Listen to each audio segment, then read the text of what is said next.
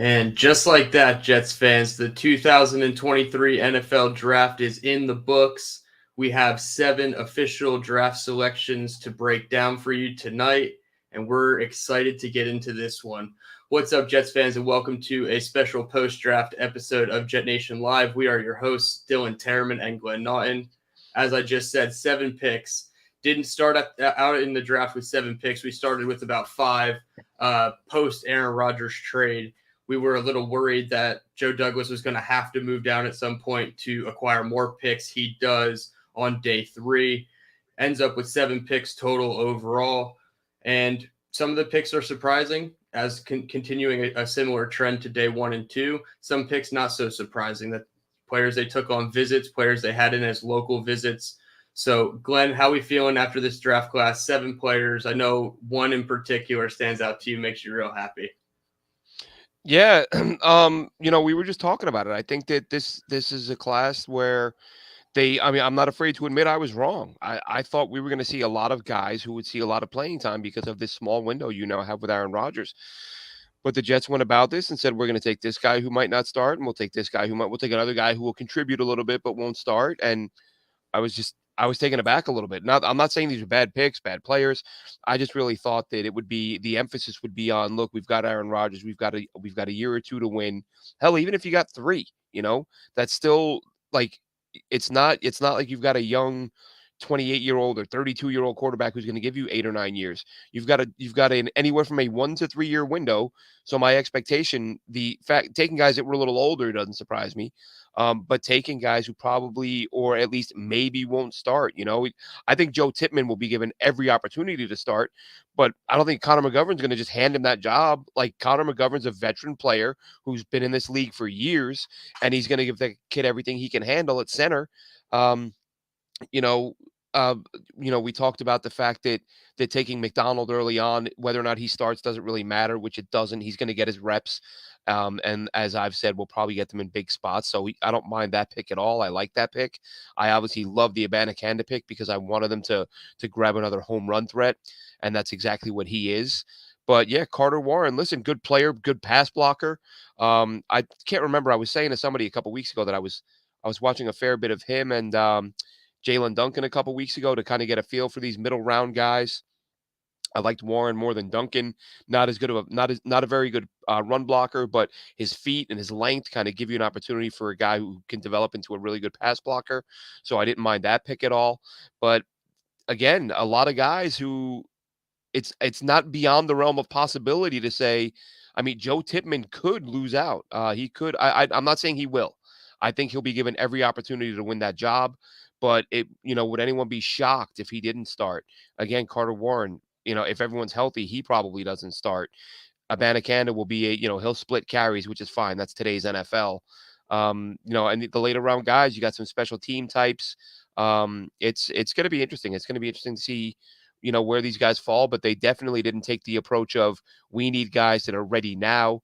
They go with the Bernard Converse out of LSU, who played a little bit of safety and corner. So you like that. Like, you want to have some versatility in that secondary. They needed a safety, but I also like the idea of adding a guy who's played corner because the Jets don't have a ton of depth there. Zaire Barnes, I'm not going to pretend I've seen much of, or I don't know that I saw any of him pre-draft. So I'm not going to pretend that I have. But what I know about him is what I've managed to read since he was picked, which long, athletic, can cover. He's a guy I'll be watching over the next 24 hours, along with whichever undrafted free agents they pick up, which I'm sure we'll see a stack of guys who went to obscure universities of which there's no footage to be found. I agree. Abby Fresh saying here in the chat, Carter Warren, when healthy, could be better than Max Mitchell. Wholly agree there. I think he's a more prototypical, like, he's got high-end starter potential, whereas Max Mitchell, I think, is sort of mid-level. Maybe he can do a little bit more if you move Max Mitchell inside at one point, but I would agree with that with Warren. Let's see, 3 of the top OTs. I get that. I get that. Yeah, Broderick Jones, listen, he's another one. I didn't he was probably the guy I wanted least because I didn't think he would be ready to start right away. That apparently wasn't an issue for the Jets, so maybe he would have been the guy there. But one thing I was going to ask you about, Dylan, I can't remember if we touched on it or not. And this is the reason I love the Abanikanda. I've tweeted out a ton of his plays throughout the season. Um, but the reason I kind of said I think the Jets will take him, I said last night on Scott's podcast after the second round or after the third round, I said, I said Abanikanda is the guy who's worth keeping an eye on tomorrow for the Jets. Like he was the one guy I said that, and because he's not Jahmyr Gibbs, but he's the closest thing to Jahmyr Gibbs in this class, and multiple outlets were reporting that the Jets were ready to take Jahmyr Gibbs. So I think they wanted a home run hitter. They wanted a blazer out of the backfield, and he was the next closest thing, and that's who they ended up with. So, and guys in the chat, feel free to throw in any UDFA names. I'm on Twitter following, but while Yeah, me and for Dylan sure. are talking, we may miss one or two. And I'm hoping for some guys that we're familiar with. Yeah, before I get into Abanikanda, there have been a couple UDFAs, and like you said, obscure colleges, probably not going to be able to find much film on them. Malik Hall, linebacker, Southeastern Oklahoma State, and Claudin Cherilus, linebacker from Alcorn State. So yeah, very small schools so far, and you see this trend continuing. Linebacker, obviously they drafted one, now two UDFAs coming in. After the draft, and when asked about Here's it, a good one, Dylan. Sorry not to cut you off, but here's a sure, player that I watched quite a bit of. Travis Dye, running back for Oregon and USC, USC. yep, USC played for Oregon last year.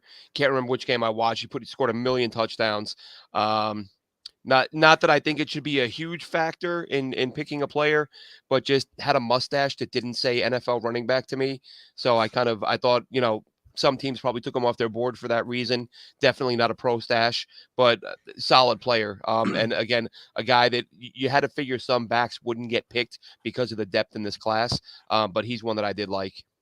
yeah, certainly, and to get to the root of the question with Abanikanda, I think we talked about him as early on as week 3 in the process when he had that 6 touchdown game, the record-breaking game, breaking Tony Dorsett's single game record. I think it was 322, 323 yards, 6 touchdowns against Virginia Tech. So we've been on Abanikanda on this podcast for a very long time, not to pat ourselves on the back or say we're good at this or anything, but a blind squirrel finds a nut every now and then, and a broken clock is right twice a day. So as dopey little podcasters as we are, I mean, it's fun when you can get a pick right and know enough about a player to celebrate it and know exactly what they're bringing to the team. And you mentioned it, Jahmyr Gibbs, not Jahmyr Gibbs to say one for one, but the light version. And if they were in on Jahmyr Gibbs, like the report was at 15, who knows, man? Like, this is the type of guy you want. You just get him on the outside. He makes one cut and he goes.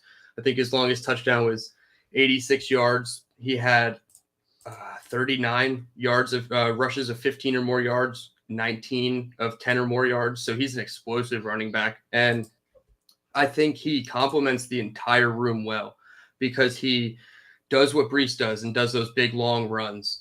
But he also, I don't know if he brings nobody has the shiftiness of him, that vision in between the tackles as well for his size. I like what he does there. I mean, Michael Carter can break tackles, and I think his contact balance is what he shines on. But Michael Carter's really not that explosive type of runner. And if you get him out in space, sure, he can make a big play, but he's kind of like that grind out yards type of runner. And that's not Abanikanda. He's more of the get in space.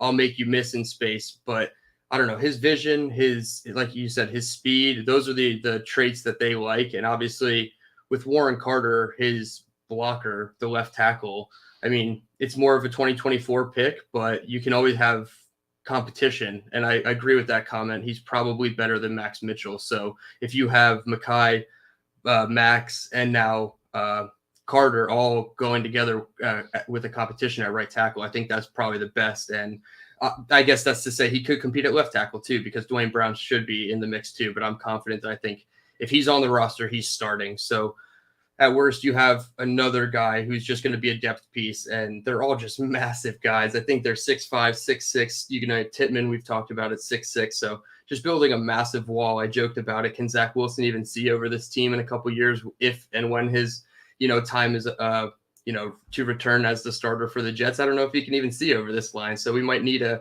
taller quarterback moving forward. So I'm excited with all these picks. Bernard Converse, let me get that right. Yeah. He was a top 30 visit. Him and Carrington Valentine, both cornerbacks, just depth guys that I thought would have special teams versatility. I think they're going to try to move him to safety. They were non-committal, obviously, in the press conference about him, but I think once they get him into camp, see what he can do, they're going to just decide what position he's going to play. It's kind of like Jason Pinnock. He started as a cornerback in Pittsburgh. I think they had more of an eye to safety when they drafted him immediately. This guy, they might give a chance at corner, but given the depth and everything, if you have a good corner 5 or a good safety 4 in this league, you're going to need it because everybody's loading up on offensive weapons to pass the ball in this league. So I like that pick. The final pick, though, I think is a sleeper, a steal for the Jets, a 10 RAS score, number 1 tight end in Math Bomb's database of RAS score, relative athletic score for those who don't know. And that's Zach Kuntz from Old Dominion, the tight end, just special guy. We've talked about him on the podcast for sure.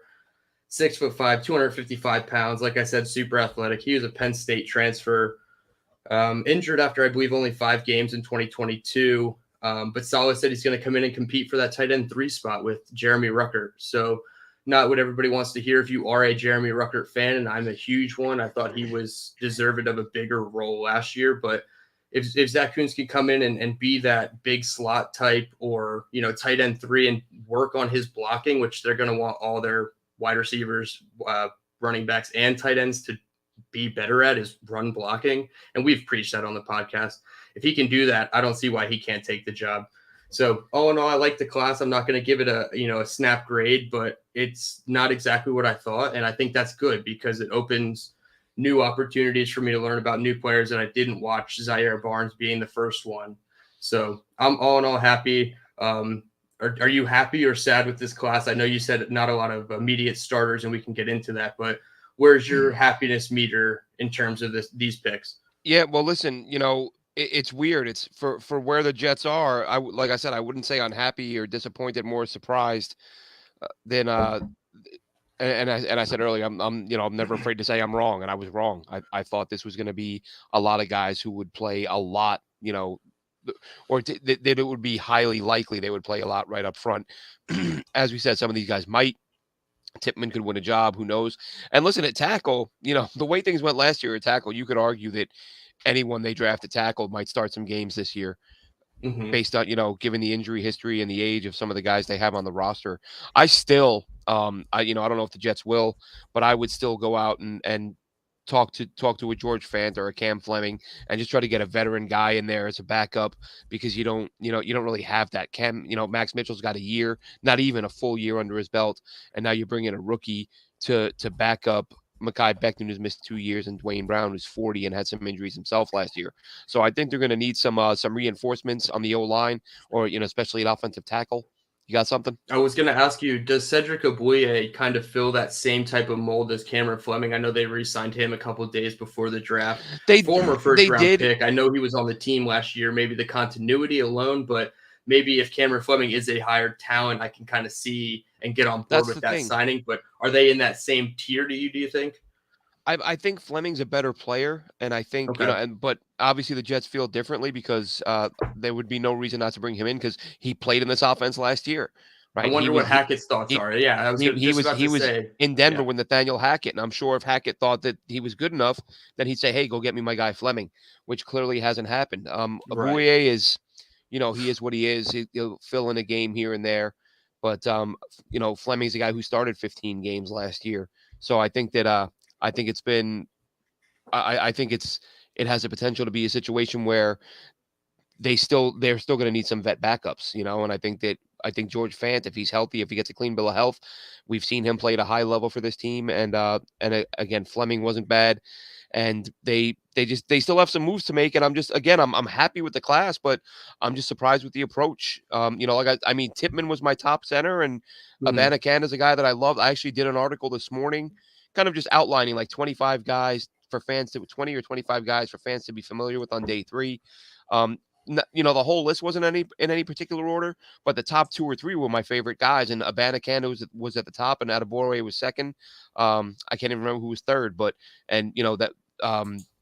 Abanikanda was the guy I used for the picture. I'm like, this is the guy that I want them to go after today. They go get him, which is awesome. But of course, in getting an athletic tight end like that, because we've asked, like, is there a chance that they don't love Ruckert as much as the fans do? The Right. guy was on one of the worst offenses in the NFL last year, and he couldn't find the damn field, or he couldn't get on the field. When he did late in the season, he looked phenomenal as a blocker. But if they loved him that much, you would have seen a little bit more playing time for him last year. That didn't happen, and now you draft another guy to compete with him, seventh round or not. That's still another body coming in that used a resource on to compete with Jeremy Ruckert, and we know Uzama and Conklin aren't going anywhere. Not at least not this year. We talked before. I couldn't remember if they reworked Conklin, which they did. I remember they Yep. reworked Uzama, so they're not going anywhere this year. So it's I think Jeremy Ruckert's going to have to fight for a job. And again, I mean, you're not planning on getting day one starters, in the sixth round, seventh round. You might get guys that start, but that's not your expectation. But the earlier picks, the fact that they'll be part-time players or not starting at all is a little bit surprising to me. Yeah, I think the Jets teams of a couple years removed would have found starters in the fifth, sixth, seventh round, but I think we're a little bit past that with our roster for the most part. Obviously, there's a couple positions that I still think that need to be upgraded, and you mentioned veteran backups, but I think maybe a veteran who could push to be a starter, and that's last year's Will linebacker Quan Alexander, still out there on the market when asked about it. Saleh said they're keeping the door open. Joe Douglas said they're always looking to upgrade at all positions, kind of a cliche, but included linebacker in that. But they also said Sherwood, Hamza, and now Barnes, and obviously these UDFAs are all going to come in and compete for that role. So is he one of those guys that you include in that list of get some veteranship in here at the position and run it back with Quan on a cheap deal? Or do you think that these guys alone are enough at the linebacker position specifically? Yeah, I think he's a guy that you could bring back as a solid vet. He kind of throw him in there with the fan situation. What was it? Somebody? Okay, why draft the safety? Sorry. Sherwood and Nasruddin, and they're a good question with Quan letting Sure. Quan go. What do they think of Nasruddin? Nasruddin, I think is gone. Just Yeah, it's based a on the net fact that zero. Yeah. yeah, Nasruddin is a guy who I've never seen a guy lose a starting job so quickly and then not get back on the field. To see him go from starter, I mean, he was anointed starter when he was drafted. He was the starter in rookie camp. He was a starter in training camp. He was a starter in week one. By the middle of week two, he was on the bench and he hasn't played any. He's Yeah. played Very about a quickly benched. Yeah. played about a dozen snaps since then. I think they realized he was overmatched. Jamie and Sherwood is a guy we don't know. They were happy with him as the backup behind Mosley last year, but Mosley stayed healthy and stayed on the field. He only played a handful of snaps, but maybe they do think he can be an answer there.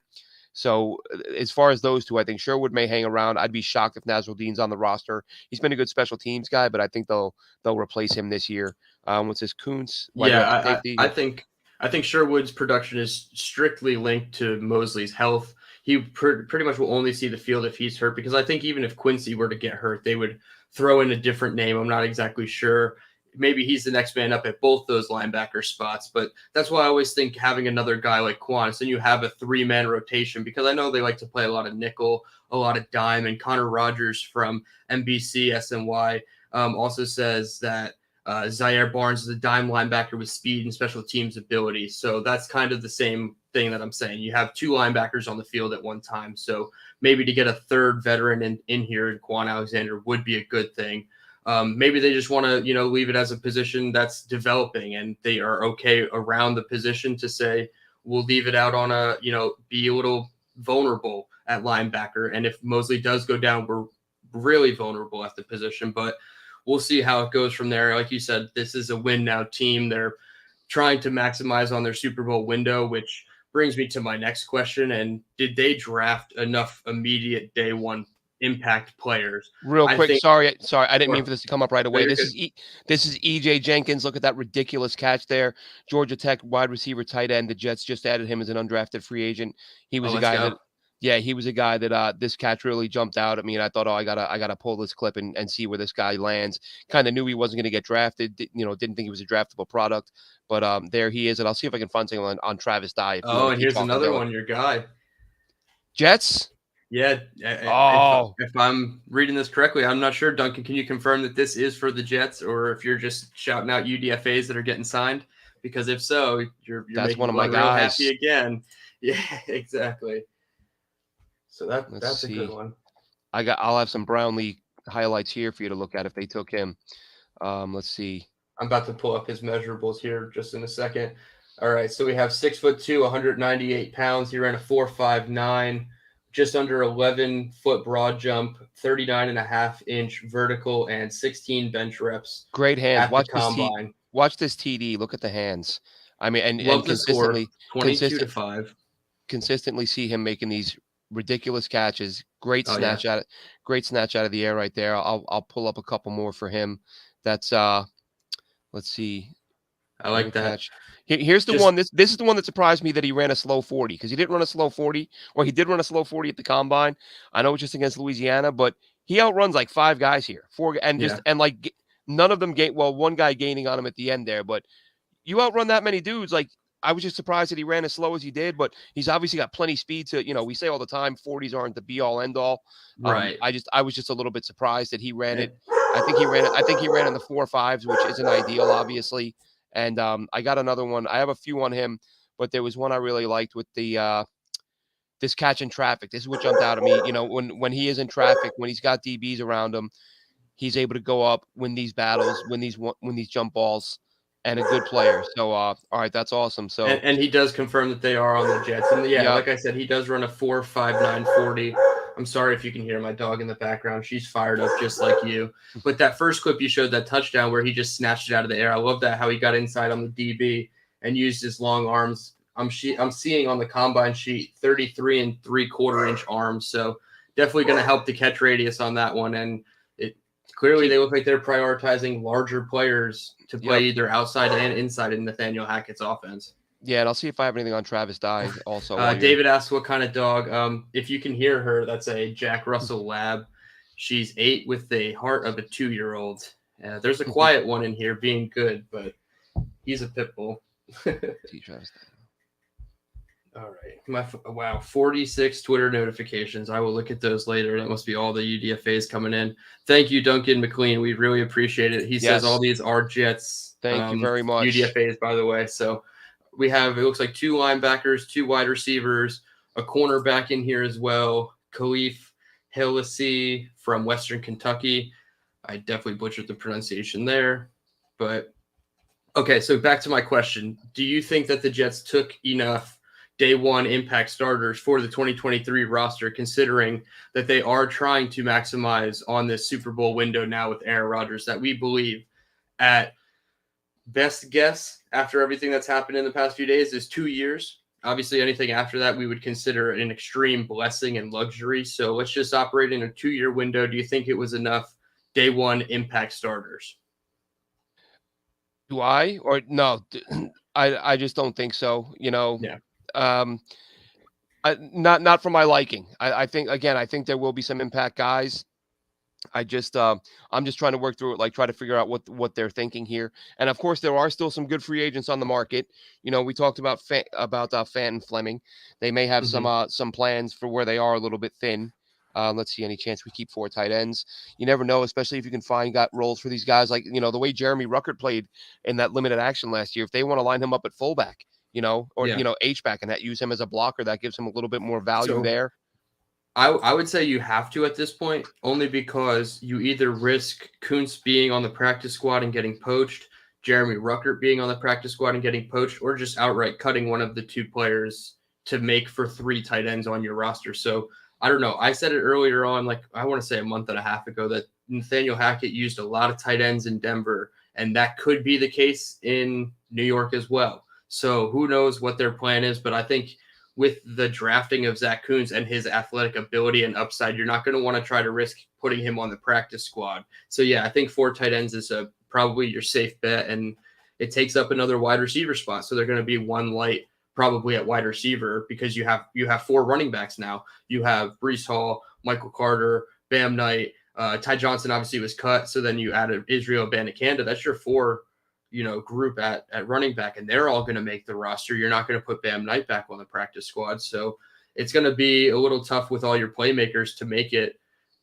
when it comes down to the 53. But I think, 4 tight ends and 4 running backs is what we're looking at currently. Yeah, I mean, the roster construction. There's so much that's going to happen between now and the start of the season, and it's how many backs do you carry, how many tight ends do you carry, and again, especially with the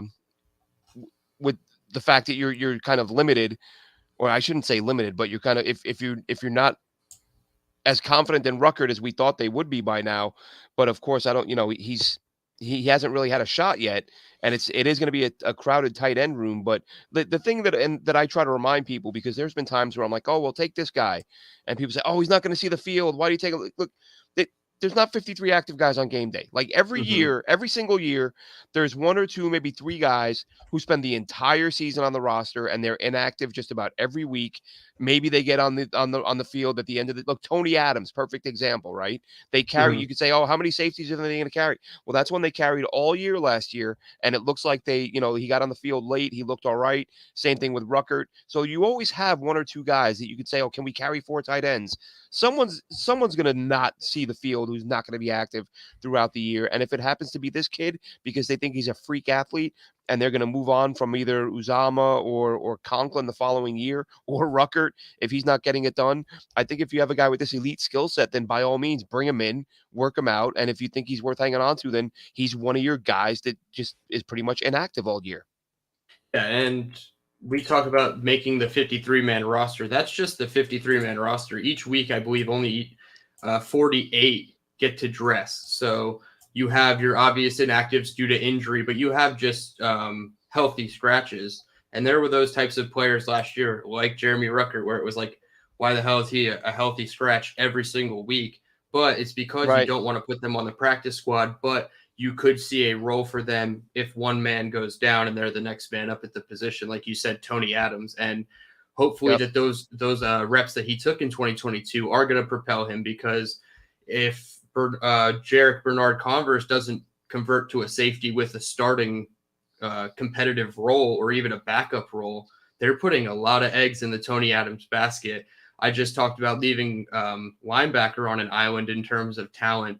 If CJ Mosley goes down, safety is one where if Jordan Whitehead goes down, you're really on an island. You have Chuck Clark, newly signed from Baltimore, Ashton Davis, Will Parks, and Tony Adams as your top four after that. And that's not a very inspiring group. So I know your guy went to the Rams pretty late, Jason Taylor, the second. Yeah. Yeah. The Jets traded out of pick 170 to the Vegas Raiders with terrible value per Rich Cimini in the draft value chart. They traded out to get two picks, and the Raiders traded up to get Christopher Smith, my guy at safety. So it was really a bummer that they just kind of passed on the position in general. So between linebacker and safety, the middle of the field is a little thin, and one key player, Mosley and Whitehead, away from being a big vulnerability for this defense. So what are your thoughts on safety? I know you touched on Tony Adams, but like, are you nervous? Is this Yeah. enough? Listen, I think. I'm more nervous about the lack of athleticism offered by CJ Mosley in the middle of that defense, because I think Mhm. that's something that teams exploited a little bit last year, but they didn't. I think if they had to do it more, they would have. I think he kind of become the guy where you target if you're trying to climb back into a game because you're down, and you're trailing this Jets team and this defense, because they're a very good defense. But up the middle is what worries me. The safeties, as much as I like Tony Adams, he's an unproven guy. Um, we, with Whitehead was kind of a disappointment last year. He wasn't anywhere near Mhm. the player we thought he would be. But I do worry. I do again. But this is where the Sherwood thing comes in. Do they see him as a guy that can come in and spell Mosley if Mosley loses a step and can't cover in the middle? So the middle of the field, I would say if I had to pick one thing that worries me about this team right now, it's about their ability to defend the middle of the field. Yeah, and I think that was an issue for the team last year. Obviously, Quincy Williams has a new contract. He was out there for the majority of it. CJ Mosley was out there for the majority of it. But like you said, he's the one that lacks the athleticism.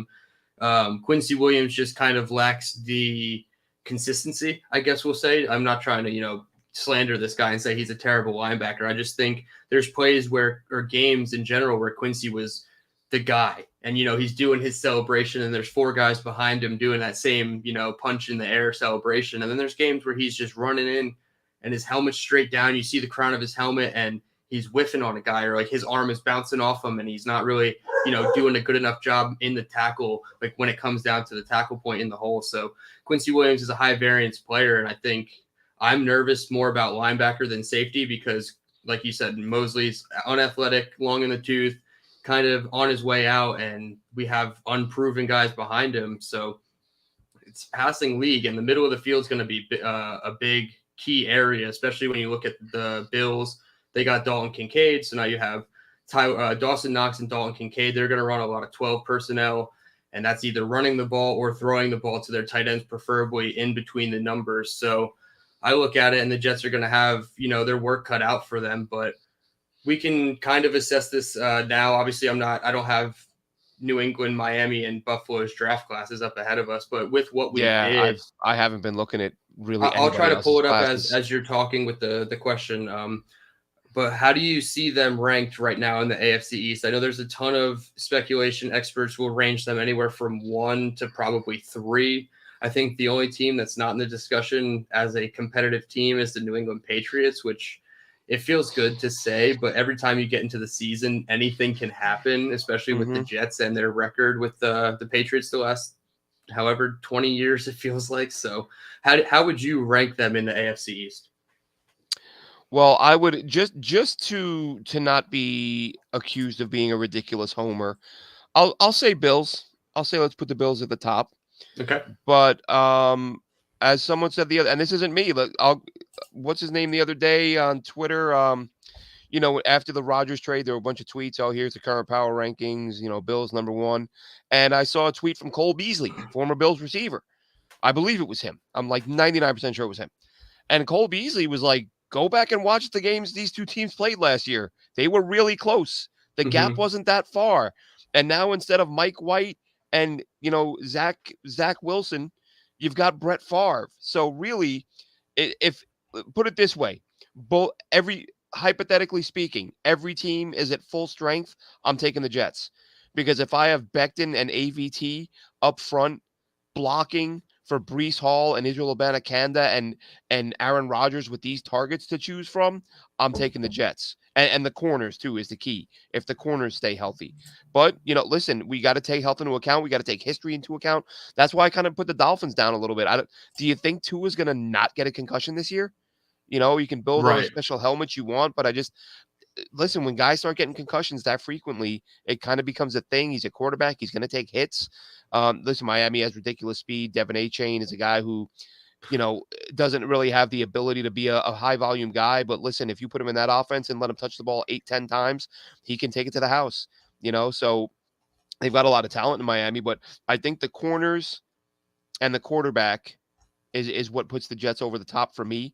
I think the Jets, who did the Bills took a receiver that I really like though. Who did they take? I can't remember off the top of my head.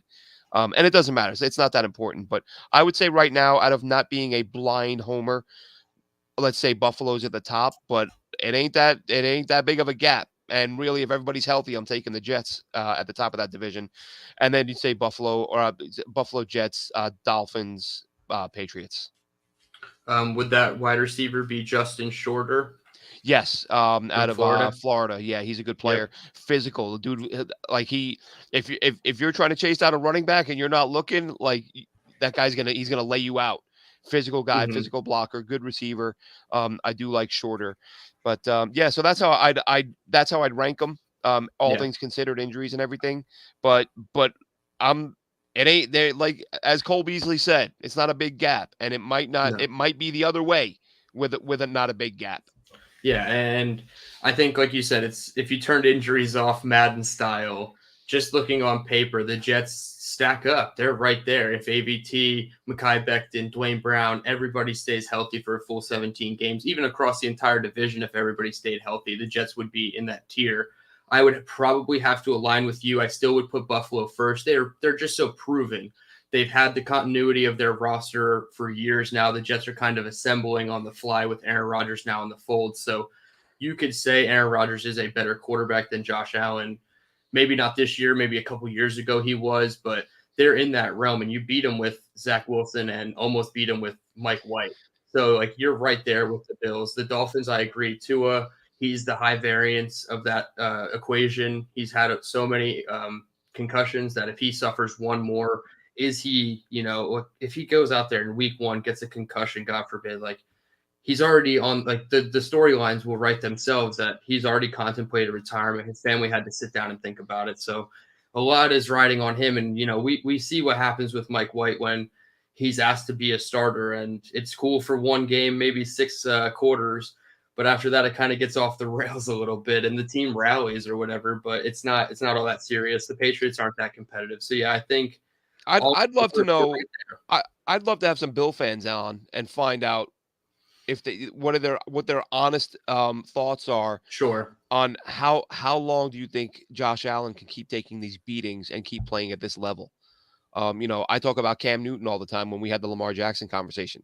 Like when guys take these beatings, it's at that position. It's I don't know. I don't know how long you can bank on a guy being able to do that and still playing at a high level. I'm not saying he's going to see a significant drop off this year, but over the next couple years, do we see him start to slow down? And if you're a Bills fan, are you worried about it? I've seen Bills fans say, every year we say he's going to run less and he doesn't. So they clearly see that it's a thing and they would like him to stop getting beat up so much, but he keeps running, he keeps getting hit. And granted, he's a bigger guy than Lamar, so he can probably take the hits a little bit more. Who's this? Mm-hmm. TJ Luther. Yeah. Gardner Just Webb. another obscure Yeah. UDFA. I watched every Gardner Webb signing. game this year. Let me tell you. Let me break down TJ Luther for you. He's got 2 legs, got 2 arms, catches the football. That's about all I got. I certainly agree with your point about Josh Allen. I'd love to hear how much the Bills fans have confidence in what his calling card and skill set has been over the past few years that has led them up to all of their dominance. And I know they've drafted running backs and traded for Naheem Hines as well, but I don't know if I don't think they got one this year, and I don't think they have enough in that backfield that scares you. So it looks like Josh Allen's just going to be under that same kind of mindset of like, all right, 3rd and 4, put me in shotgun with like 2 tight ends or like an extra lineman sometimes, and just let me run behind you, QB power, and we'll get it done. I know he killed the Jets with his legs in their first meeting, and obviously that was the one that we ended up winning. But we all remember that 3rd and 5, 3rd and 6 when it was just him and Jordan Whitehead down the left sideline, and we knew it from before the snap. They motioned out a guy. A corner went with him. We knew it was man, and Jordan Whitehead was on an island before the play even started, and it just didn't look good from the start. So he's a threat, but yeah, I don't know how long they can keep it up. So I think, and might be getting really ahead of myself, but the AFC East could be what the AFC West was supposed to be last year. You look at the Chiefs, the Raiders, the Broncos just acquiring Russell Wilson at the time, and the Chargers with Justin Herbert. Like they were a 4-headed monster in the offseason, and they were projected all to have 10-win seasons and this and that. And 2 of them ended picking up in the top 7 or something like that this year. So nothing's going to go as according to plan. But I think when you look at this division, and it's always been a competitive division despite the reign that the Patriots have been on, this is going to be a fun division to watch, and nobody's going to want to go through the AFC East, any of these opponents. And if the Patriots do figure it out somehow, now that they have an offensive coordinator, this is just even scarier. So yeah, I would rank it Bills, Jets, Dolphins, Patriots, but the line between 1 and 2 is so close. Yeah, and speaking of the Bills not having running backs, I just saw a tweet pop up. They've added Jordan Mims, running back from Fresno State. Now because of Jake Haener and Jalen Moreno-Cropper, love those guys. So I watched a lot of Fresno State. I could be wrong. I think Jordan Mims is a good player. Excellent speed. Straight line speed, not a very elusive guy from what I can recall.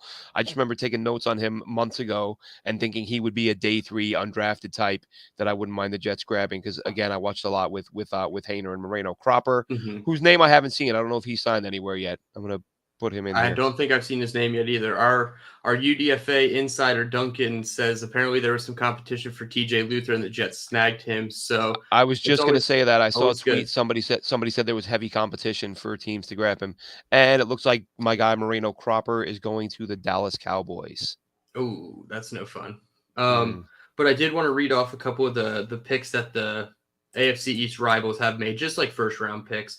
The Patriots, they traded back in the first round, as we know, and they got Christian Gonzalez at 17, corner from Oregon. Then in the second round, they got edge Keon White from Georgia Tech, another player that I liked a lot. And then in the third round, they got linebacker Marte Mapu, linebacker safety type from Sacramento State. And I remember you putting out a tweet that you did not like that pick because we like his versatility and he is a pretty scary player. And his physicality and his upside and athleticism is definitely something to be aware of. And we know Bill Belichick, he can use these guys to the best of their ability and really pull it out of them if they can keep a level head. I think then you have Kayshon Boutte in the fourth round. That's kind of a high variance pick as well. But Yeah, he was a wide receiver 1 in some people's boards in the he summer. So was. that's He was. really kind of scary. And He I was. think He was in. I had him in the top 3. yeah, with your guy from Liberty, I think it was Demario Douglas. They ended up with him as well. So they have a Oh, did couple they? wide Okay. receivers that we I like. was Yeah. gonna say I didn't have Demario Douglas in my top 3. I had him. I liked No, him. no, No, no. I know just the timing of it. I said top 3, Yeah, and you yeah. were like, "Yeah, Demario Douglas." Like, no. No, no, I no. think I No. had I had like Downs, Addison, and Butte. I think as my top 3. Yeah, that's I think. Yep. And And that's another wide receiver here Xavier from Gibson, Duncan, Stephen F. Stephen Austin. F. Austin. Sweet, big schools. We're attacking them. It's a theme Um, here. We got it going. yeah. Let's see. I'm just pulling up something on him. 3-year recruit. Let's see. Rather dominate. Yeah, I don't. I can't find a again, some of these small school guys, they don't even show up on the college football network page that has, just about everybody. Right, you probably got to go to their specific school website to find out anything about them. Yeah, yeah, pretty much. Yeah, no stats to show on his page. But we'll have time to dig into these guys later, and more names will come rolling in. Yeah, I'm definitely doing a deep dive on Will McDonald. He's somebody that neither of us have gone in and done a deep dive on. So I'll definitely put that out for the site. Joe Tippmann, I did kind of mention him in my draft videos a couple weeks back. I mentioned non-JMS centers if they didn't go the JMS route, and I'm really glad I put that video out now because Joe Tippmann was the decision there at 43, so you can go check that one out. But maybe you and I can both do the Joe Tippmann film dive and put it out because he's both our top guys. And then obviously Israel Abanikanda, I'm going to definitely put out some videos of him, all 22. I found his West Virginia game. So it wasn't the Virginia Tech game that I was looking for, but I found his West Virginia game, and his PFF scores were pretty high in that one. So I'm excited to see what runs I can find from him in that game. So I'm going to do my best to try to get some film breakdowns out there. Is there anything else that you wanted to touch on before we got out of here? It's we're running around about 45 minutes here. Oh, Jesus, it goes fast, man. Yeah. I'm good for now. We're like I said, we'll dig Cool. into some of these undrafted types over the next 24, 48 hours and see if some of these guys, we're not going to find anything on them other than something to read about. But that is what it is. I will be, I'm doing Dom's pod tomorrow night. And I believe Scott Mason tonight. Scott, nice. Play Like a Jet tonight. Dom tomorrow night, and you and me will hop on if any news breaks, if any big deals go down. Certainly. But I think it's time for them to hit the UDFAs tonight and then work on some of the veteran free agents tomorrow. But we have a draft class in the books. It wasn't what I expected. How do you grade it? Like someone just sent me a grade of a C+. Like that's kind of the range I'm in. Like C+, maybe B-. Mm-hmm. Definitely, I think like I said, the Abanikanda pick to me is an A+. But it's you're taking a lot of back. Like I said, they must think they're ready. Like they must think, look, we're ready for the Super Bowl, so we're gonna draft some backups and have a long-term plan because otherwise, why are you doing what they're doing? I know they won't say it publicly. They're not going to come out and say we're Super Bowl ready, but they're certainly drafting like they're Super Bowl ready. They definitely got a blend of aging draft picks for sure. I loved to see on PFF that Israel Abanikanda just turned 20, or he'll turn 21 in October. So he's real young. I like that aspect. If there's anywhere you want youth, it's running back. And that's the entire group. I mean, Michael Carter's the oldest one, and he was drafted 3 years ago. So yeah. And you got Bam Knight, Breece Hall, they're young guys as well. So I definitely like that. But yeah, I'm excited. We'll definitely have more. We'll break down all the film, favorite picks, least favorite picks, and we'll get into everything.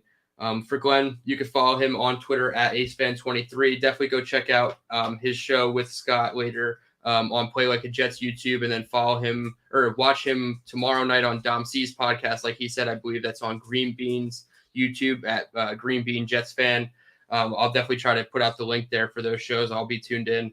You can follow me on Twitter at DTerman. Follow Glenn's draft account on Twitter, Jets Picks at Jets Picks. He's put out a ton of videos. I've been trying to like and retweet them as they come out.